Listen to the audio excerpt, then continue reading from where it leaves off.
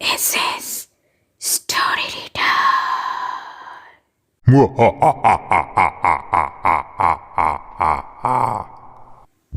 নমস্কার বন্ধুরা, SS story রিডারের আসরে তোমাদের সকলকে স্বাগত। বন্ধুরা, তোমরা যারা গল্প শুনতে চলে এসেছো, গল্পটি শোনার আগে চ্যানেলটি সাবস্ক্রাইব করে আমাদের চ্যানেলের নতুন বন্ধু হয়ে যেও। আর তোমরা আমাদেরকে তোমাদের যে কোনো অভিজ্ঞতা, গল্প বা ঘটনা আমাদের ইমেল করে পাঠাতে পারো আমাদের ইমেল আইডিতে ssstoryreader2024@gmail.com-এ।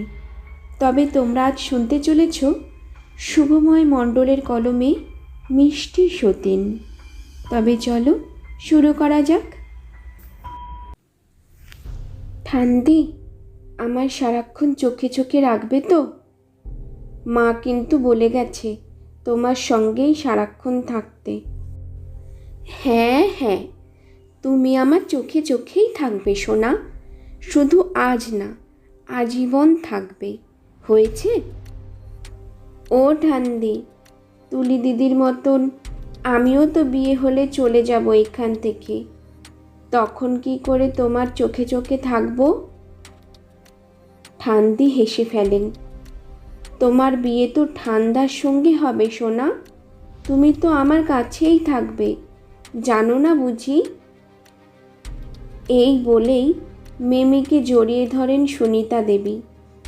তারপর দুজনেই হো হো করে হেসে ওঠেন। এই দুই নাতনি ঠাকুমার জুটি ভারী মিষ্টি, ভীষণ হ্যান্ডসাম ঠান্ডা। নারায়ণবাবুর একজন বিয়ে করা বউ আর অন্যজন হবু বউ, কিন্তু দুই সতীনের ভারী ভাব। বয়সের ফারাক যদিও 60 বছরের। সুনিতা দেবীর দেওরের নাতনি মিমি। তার দেওর আর যা অনেক কম বয়সেই এক দুর্ঘটনায় মারা গেছেন। তাদের একমাত্র ছেলে প্রদীপ তাদের কোলে পিঠেই মানুষ হয়েছে। ওর স্ত্রী শিল্পীও তাকেই নিজের শাশুড়ি মানে। বাড়ি আলাদা হলেও সারাক্ষণ একসাথেই ওঠা বসা চলে তাদের। সুনিতা দেবীর একটাই মেয়ে, সেই সম্পর্কে তুলি তার নাতনি, মানে দৌহিত্রী, যার বিয়ে হলো মাসখানেক আগে। তুলি বিয়ের আগে এখানেই দাদু দিদার কাছে থাকতো। মিমির সাথে তার ভারী দোস্তি ছিল। তার বিয়ের পর চলে যাওয়াটা তাই মিমি সহজে ভুলছে না কিছুতেই। সত্যি কথা বলতে কি, মিমি নিজেও তো ক্ষণিকের অতিথি। যে দুরারোগ্য ব্যাধি বাসা বেঁধেছে তার ওইটুকু শরীরে, আর যেভাবে দ্রুত ছড়িয়ে পড়েছে, খুব বেশি দিন হয়তো, তাই চোখের আড়াল করে না তাকে বাড়ির কেউ। প্রদীপ আর শিল্পী যখন যেখানে এক বিন্দু আশার আলো দেখতে পায় মিমিকে সুস্থ করে তোলার, সেখানেই দৌড়ায়। সুনিতা দেবী সামলান মিমিকে, সারাক্ষণ চোখের মণির মতো। তার একদম প্রাণের দোসর করে রেখেছেন তাকে। মিমি নিজেও বোধহয় এখন বুঝতে পারে তার যে অসুখ তা আর সারবে না। সেই জন্যই তার মুখে এমন অনেক কথাই বের হয় মাঝে মাঝে, যা হয়তো ওর বয়সী বাচ্চাদের মুখে ঠিক মানায় না, কিন্তু সেটুকুকে প্রশ্রয় দেয় বাড়ির সবাই। যেমন করে মনে চায় এই কটা দিন বাঁচুক মেয়েটা। এই যেমন সেদিন মিমি বলছিল সুনিতা দেবীকে, আমি কিন্তু তোমার পিছন ছাড়ছি না ঠান্দি, মরে গেলেও আমি তোমার পিছু ছাড়ব না, সারাক্ষণ তোমার চারপাশেই থাকবো। ঠান্ডা তোমায় ছেড়ে আমায় বিয়ে করবে না তো? আমিও তোমাকে যেতে দেব না একা তার কাছে, দেখো। তার এইসব পাকা পাকা বুড়িদের মতো কথা শুনে হেসেই লুটুপুটি খান তার ঠান্দি আর ঠান্ডা। এক এক করে ওদিকে আশার আলো নিভে যেতে দেখে প্রদীপ আর শিল্পী এত আধুনিক যুগেও কত অসহায় তারা। এইটুকু শিশুর শরীরে প্রবেশ করেছে মারণ রোগ। ডাক্তার সব বুঝেও নিরুপায়। একটু একটু করে নিভে যাবে চোখের সামনেই ছোট্ট হাসি খুশিতে ভরা অবুঝের জীবন দ্বীপ। চলে গেল মিমি তার কদিন পরেই। এইটুকু বাচ্চা শরীরের এত যন্ত্রণা কখনো প্রকাশ না করে সবার সামনে হাসি খুশিতে কাটিয়ে এক নিঝুম রাতে নিঃশব্দে বিদায় নিল পৃথিবী থেকে। কান্নায় ভেঙে পড়ল বাড়ির সবাই। প্রদীপ, শিল্পী, নারায়ণবাবু, তুলির বাবা মা, ব্যতিক্রম শুধু তার ঠান্দি। মিমির মৃত্যুর শোকে এক বিন্দু জল ঝরেনি তার চোখ থেকে। শুধু নীরব হয়ে গেছেন তিনি।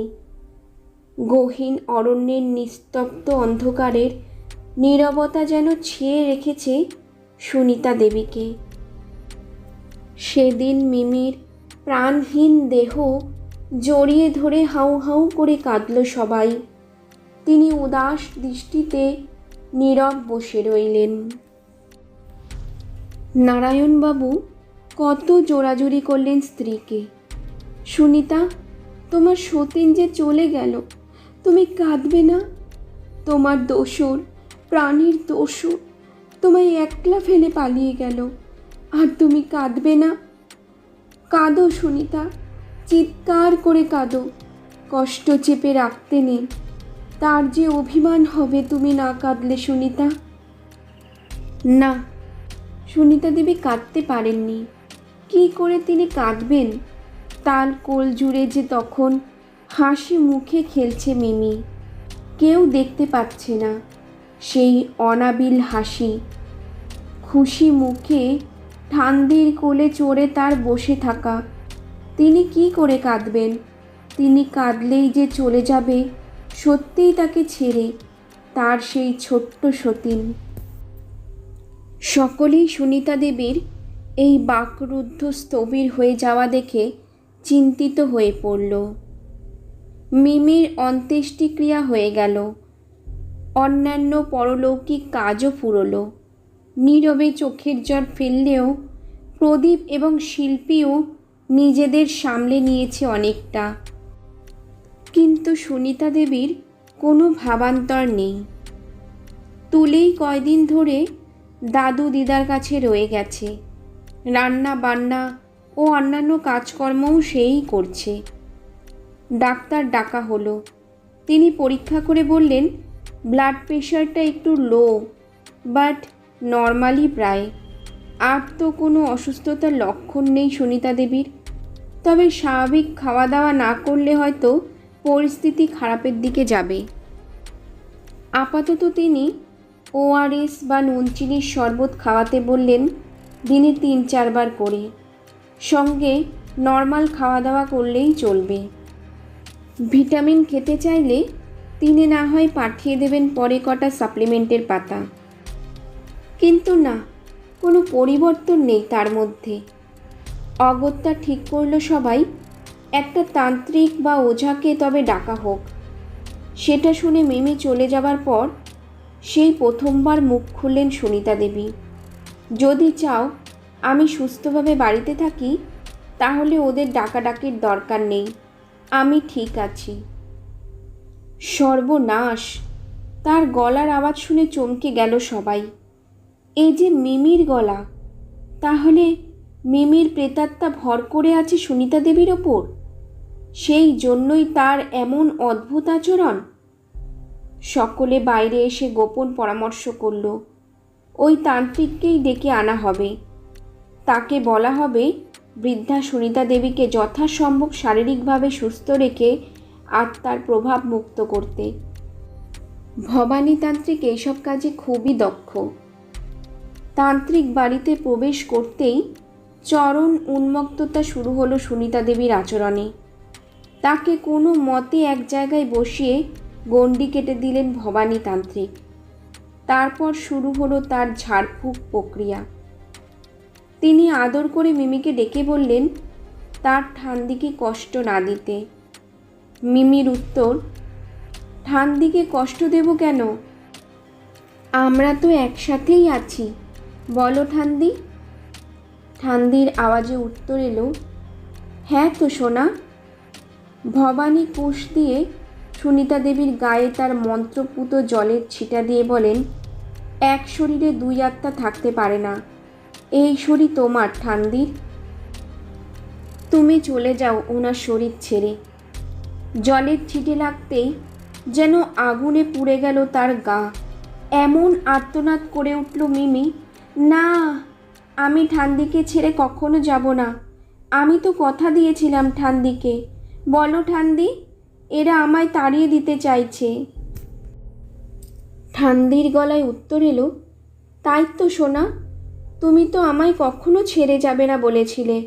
আমিও তোমায় কখনো চোখের আড়াল করব না, কথা দিয়েছি না। কেউ তোমাকে আমার কাছ থেকে কেড়ে নিয়ে যেতে পারবে না সোনা। ভবানী তখন তবে রে বলে ঝাঁটাপেটা করতে উদ্যত হতেই তার পায়ে এসে পড়লেন নারায়ণবাবু। না, দয়া করে ওকে মারবেন না, ওরা দুজনেই যে আমার বড় আদরের। ভবানী, আপনার স্ত্রী আপনার আদরেরই হতে পারে, কিন্তু তিনি মোহগ্রস্ত। কোনো বিদেহী আত্মা কি আর জীবিতের শরীরে বাস করতে পারে? না তার মঙ্গল হয় তাতে? আমার এই ঝাঁটার মার খেলে উনি মারা যাবেন না, কিন্তু ভূত পালাবে। উনি সুস্থ স্বাভাবিকভাবেই আবার বাঁচতে পারবেন, বুঝেছেন? ওদিকে সুনিতা দেবী তখন তাণ্ডব নৃত্য করছেন সেই গণ্ডির মধ্যে। ঘরের মধ্যেও যেন হাওয়ায় ঝড় উঠল। তার হাতের তীব্র আঘাতে সেই কাঠের ঘরের কড়িকাঠে যেন চির ধরল।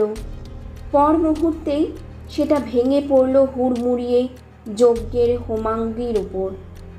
ছিটকে পড়ল ঘি চারিদিকে। দাউ দাউ করে জ্বলে উঠল কাঠ। নিমেষে কাঠের ঘরটা হয়ে উঠল যেন যতুগৃহ। সকলেই ঘটনার আকস্মিকতায় দৌড়ে বেরিয়ে এলো ঘর থেকে। সেই গণ্ডির বাধাটা টপকাতে না পেরে জীবন্ত দগ্ধ হয়ে মারা গেলেন সুনিতা দেবী। আগুন তার সর্বাঙ্গ গ্রাস করতে শুরু করলে তবে মিমি মুক্তি দিল তাকে। তখনই দুটো চিৎকার শুনতে পেল বাইরে থেকে সবাই। প্রাণ ভয়ে সুনিতা দেবীর আর্তনাদ, বাঁচাও বাঁচাও, আর মিমির অট্টহাসি, বলেছিলাম না তোমায়, মরে গেলেও একা ছাড়ব না ঠান্দার কাছে। রক্তচক্ষু ভবানী তান্ত্রিক বললেন নারায়ণবাবুকে, বলেছিলাম না বিদেহী আত্মা কোনো জীবন্ত শরীরে প্রবেশ করে তার মঙ্গল করার জন্য নয়। হলো তো?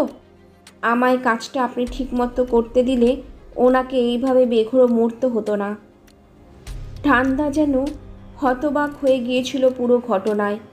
তার ওপর এখন সুনিতা, মিমি আর ভবানীর কথাগুলো শুনে তার মনে হলো এই সব কিছুর জন্য বোধহয় পরোক্ষভাবে তিনিই দায়ী।